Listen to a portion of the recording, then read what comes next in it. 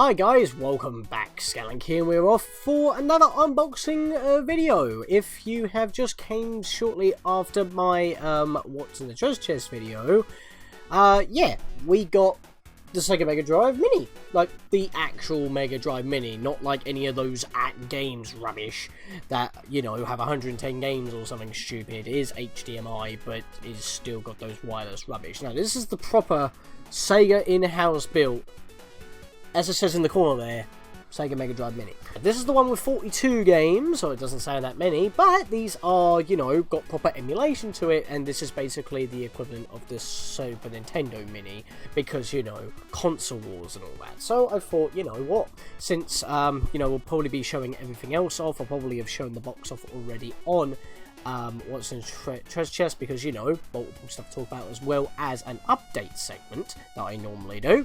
Well, obviously, we do what we normally do. We have a little open up on the box here, have a little look around the things. I mean, I've already shown the 40 games, but we'll see those in the footage, because we won't be having that in the What's in Treasure Chest video, as you've seen. So, might as well just get right into this thing, hook it up to my little entertainment center, and, you know, get it all set up. So, again, the box looks pretty good. It's pretty much like what the Super Nintendo box is like to the original Super Nintendo. It's the Mega Drive Mark 1. Now, I've only had the Mega Drive Mark 2, and I'll probably not get out the Mark 2 for comparison, because this is based off the Mark 1, as you can see on the box.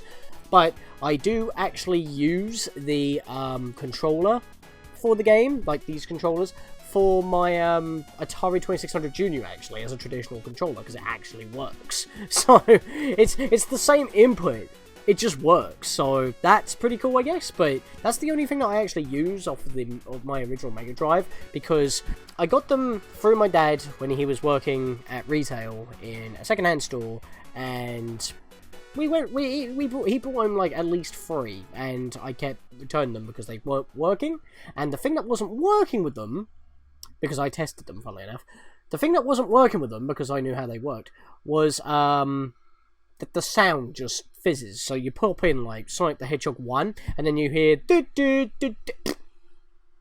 silent. Sometimes the music returns, but other times it don't. And that was for all 3 of those models, and they were all Mark II, so I'm not entirely too sure what was going on there. Maybe it was just a bad batch. I don't bloody know, but the thing is that the sound emulation is hard to do, because the chip itself is hard to reproduce, and that's why it's hard to emulate. And obviously Sega know what they're doing, so it should sound on point. I wouldn't know, but what I would know is that, you know, sound. I was more of a Nintendo person than a Mega Drive person, so, and of course, for you Americans out there, it's Genesis, I am aware. So, it's, well, when you first open it up, it looks like that's starting off, So yeah, this is actually going to be displayed with the rest of my stuff actually kept out, because I don't have the Mega Drive Mini out all the time, like, or the Super Nintendo Classic, excuse me, because I already have a Super Nintendo. I just whip it out when I need to, because I don't need 2 of the same system out, and I'd rather have the original out. But for the Mega Drive, since they don't work, I might as well have this one out, and because I'm going to use it. I mean, for one thing, it has Mega Man the Wily Wars on it. It's basically Mega Man All-Stars. It's like a 16-bit remakes of 1, 2, and 3 with an exclusive mode in it that you can't get anywhere else. It's also a game that, you know, it was only released digitally on the actual Mega Drive, something so the Super Nintendo Satellaview. I keep going on about things, but, you know, that's a thing. So, you know what? Let's just break one of these open, and, yep, well, that's a controller already. Seriously, I never understood why these are so big. I mean, obviously for ergonomics, and man hands, the bloody microphone. It's like, so, you know, it does feel really nice. It feels the same.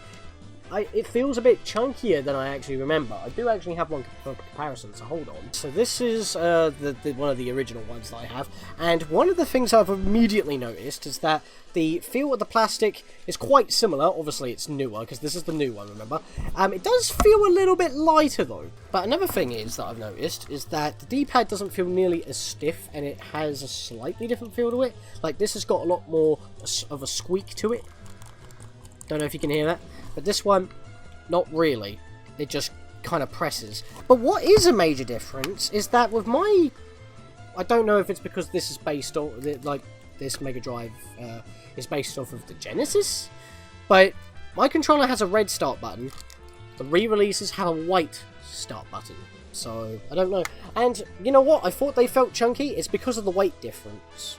because the original is actually a little bit more chunkier, just a tad bit more chunkier. It's slightly, just ever so slightly chunkier. I mean, visually it is for me. I don't know if you can tell that, but the old one's definitely a bit more chunkier. But when I'm holding them both now, yeah, that actually feels the same now. But like I said, I'm a Nintendo person. I haven't used these controllers much. It's probably just, you know, when I'm playing Pac-Man or Frogger, because that's the only Atari 2600 games I've got, when I don't want to use the joysticks, because they are very stiff. The wire, well, obviously, they're USB tipped, so you can actually use them on a PC. I don't know if you need to install additional drivers, but yeah, you can do that. Overall, though, feels really good. I'm just not used to the chunkiness, considering there's not a lot of buttons on this thing. Seriously, you look at the Super Nintendo controller, it's smaller and has more buttons, and it just feels natural. Here, it's just like, where's all the buttons? It's just how I am.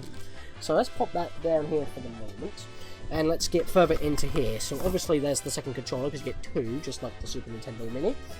Super Nintendo Classic, I call it the SNES Classic. I'll probably call this the Mega Drive Classic. I know they're called the Mini, but other places call them the Classic, so I call them Mini, but I've just gone with the what everyone else says. This is the power. I think it's micro USB, Type A. Type A. It's a Type A, and the console is in that little box. It's in that little box. I mean, the packaging is a lot more all over the place, but actually, saying that, the size of this box is just marginally wider, like visually wider than the Super Nintendo box. Literally just because of the size of the controllers, I'm pretty sure, because that's really the only difference I can see in here. Also, it's packaged a lot more better. There's actually a manual in here. What? The Mega Drive Mini actually says it.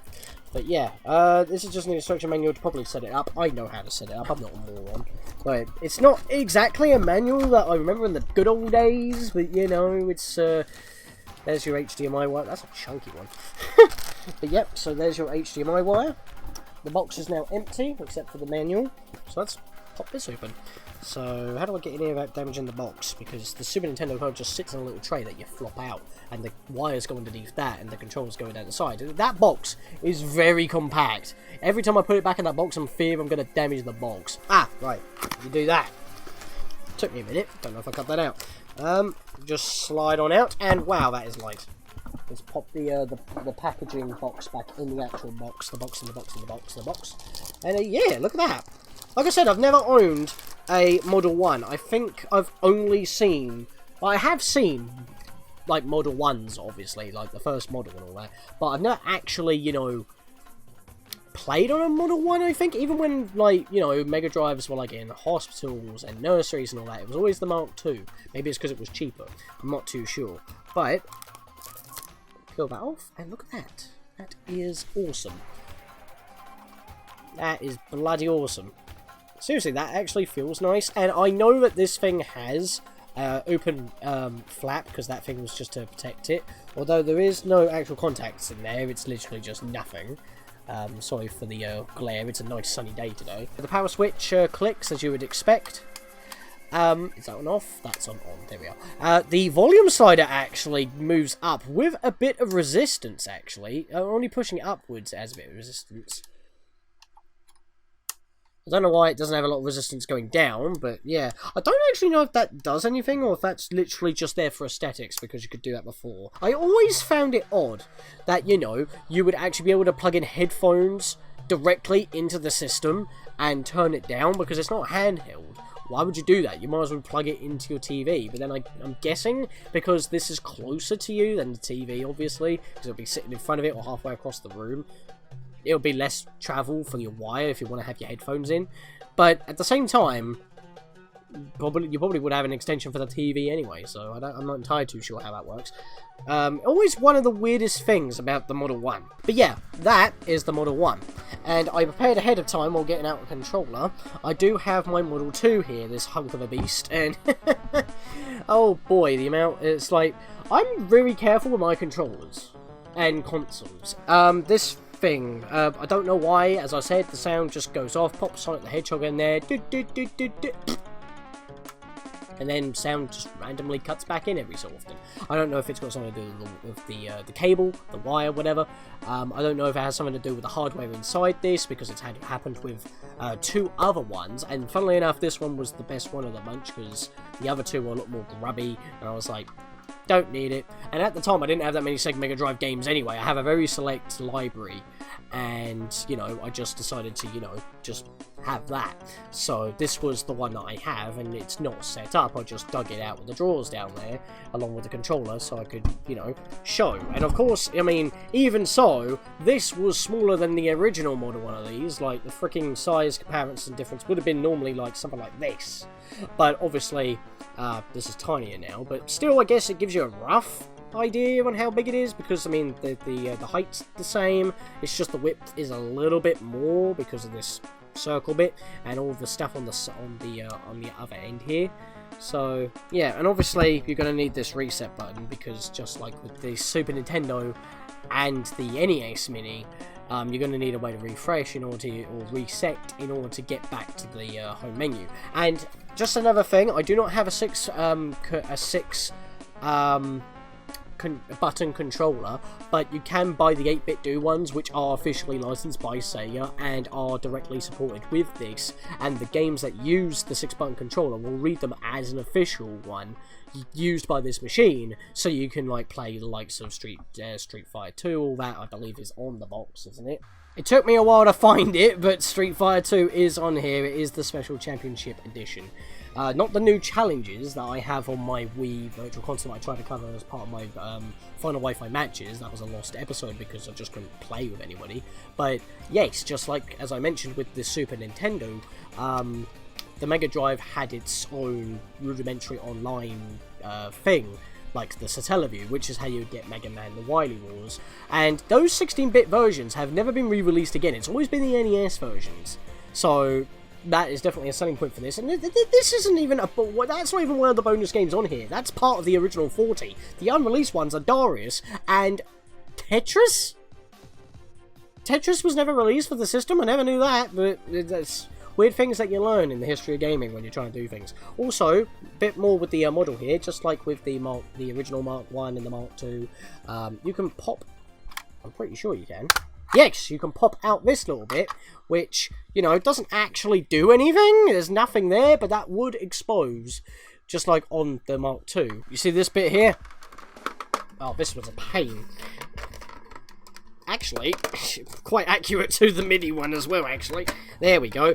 And there we are. Massive card that you would have to remove in order to stick in the Mega CD, Sega CD, whatever. Sega Mega CD. It covers both bases. But yeah, that's... You could pretty much expose it that way in order to get into a port. I mean, most consoles have ports like that anyway. I mean, the GameCube has ports for the broadband adapter, as well as that you have to remove a bit in order to stick in the Game Boy player. So, those kind of things aren't actually out of the ordinary. But again, this model actually goes the extra mile, unlike both the NES and Super Nintendo Minis, because, I mean, yes, the cartridge has an open flap, but you can also take off the side in order to get into the where the Sega Mega Mini CD would go, and also you have the volume slider, which does absolutely nothing. It just has a bit of resistance when you push it up and down, and then snaps back down to the bottom. It's just nice aesthetics, but obviously we're not going to be using them. I'll probably pop that up there just so we know that it's at maximum. I don't know, but yeah, it's got a little bit more gizmos on it, and I couldn't find this on eBay or Amazon.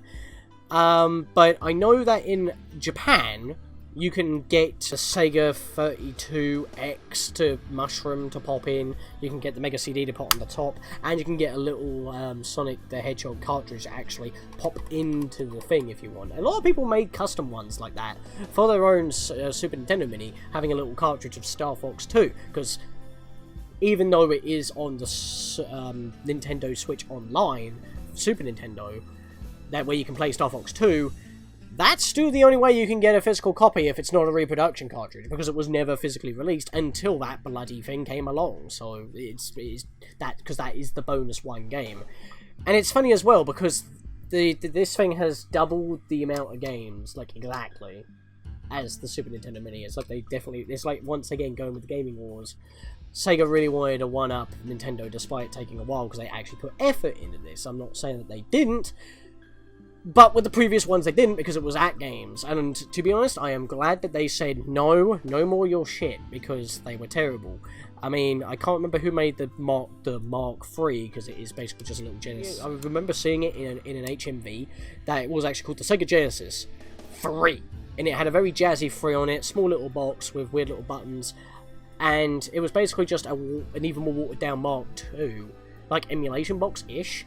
But it wasn't AtGames, but it was close to the quality of what the AtGames that I call the Mark IVs, Mark 0.1, 2, 3, 4, whatever, for the handheld ones, for which we do actually have one of them, and for all the other ones that come with those wireless controllers and have the sub-poor like emulation quality that comes with them. They always had 20 games, 30 games, 40 games, 50, 60, 80, 110, 140, and the latest one, because all the previous ones, including the Mark III, used composite.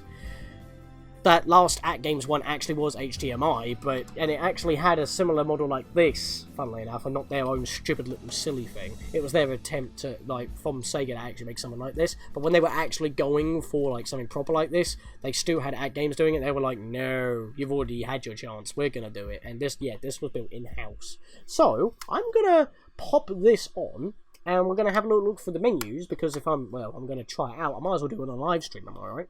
So, keep an eye on my live streams for that, once I get around to it. So, alright, so the system's all hooked up, plugged in, and this is the first screen we get. So, quite kind of flash. I have actually seen this from other videos, because I'm a bit late to the party. But we can press English, because that's what we want. I'm not entirely too sure if that is how we actually, you know, change the region.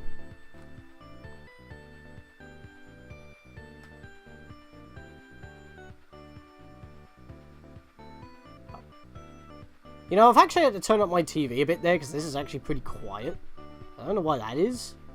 Audio balance could be a little bit better, but other than that, yeah, this is still quite presentable. You got the box art for every game, just like you would on the SNES and NES Classic Mini. I haven't tried out the Neo Geo or any of the other ones. But yeah, the controller's responsive, feels good. We got Sonic 1, Sonic 2. What are we in? Release date order. Yeah, because Alex Kidd came before Sonic the Hedgehog, before he stole the entire thing from Alex. Okay, I do get a weird double tap sometimes. Columns 1, I don't know what the difference is between all the columns. So if we sort by release date, we've got A to Z, genre, number of players, so I guess 1 player, 2 player, all that sort of shit. Yep, so that seems all fine. So what's the set? Oh, shoot. I thought I was on settings. Let's put that back to release date. There we are. Yeah, sometimes it double taps. That's a bit odd. It's like my mouse in that kind of respect. Yeah, it just did it again there. So that's a little bit odd. There must be some odd tick over. Languages, screen settings, wallpaper settings, staff, legal notices. So,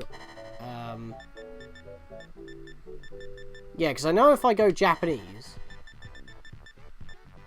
and then get out of it, it completely changes its graphics design and all the box art, and some of the games change as well, actually. I mean, where is what am I looking for here? I know what I'm looking for. I think it's this one. So you see that one. Oh, I can't actually go to the top without changing. That's kind of annoying. But yeah, so it's next to Mickey and Donald Duck at the World of Illusion, basically. In between Sonic 2 and Mickey and Donald Duck. So, yeah. This one, I think, is Puyo Puyo. I can't exactly remember what it is.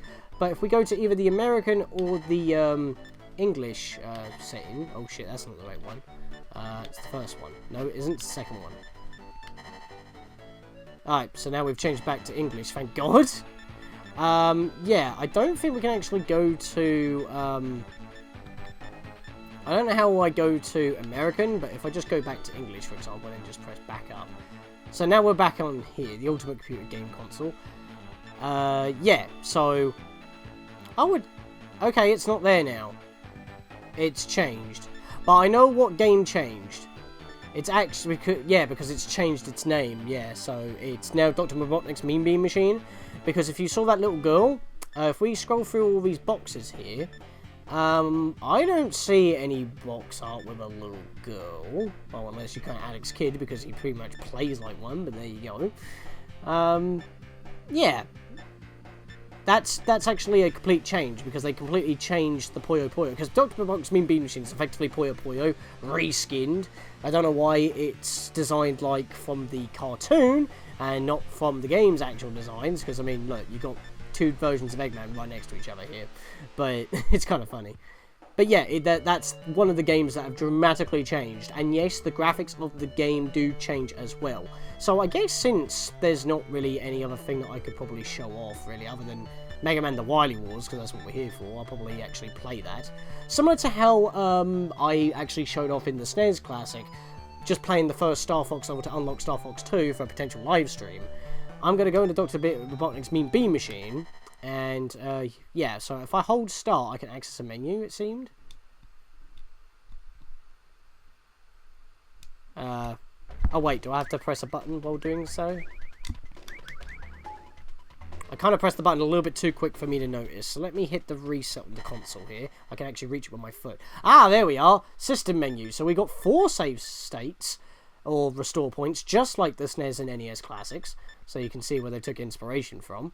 Game reset, just like you would have actually hit the button for. I actually like how it's in a separate menu instead of taking you back to the game selection menu. That's one thing I will say that it has above. So yeah, we can save load, game reset, or return to the main menu, or we can continue on our game. Let's go back to the main menu.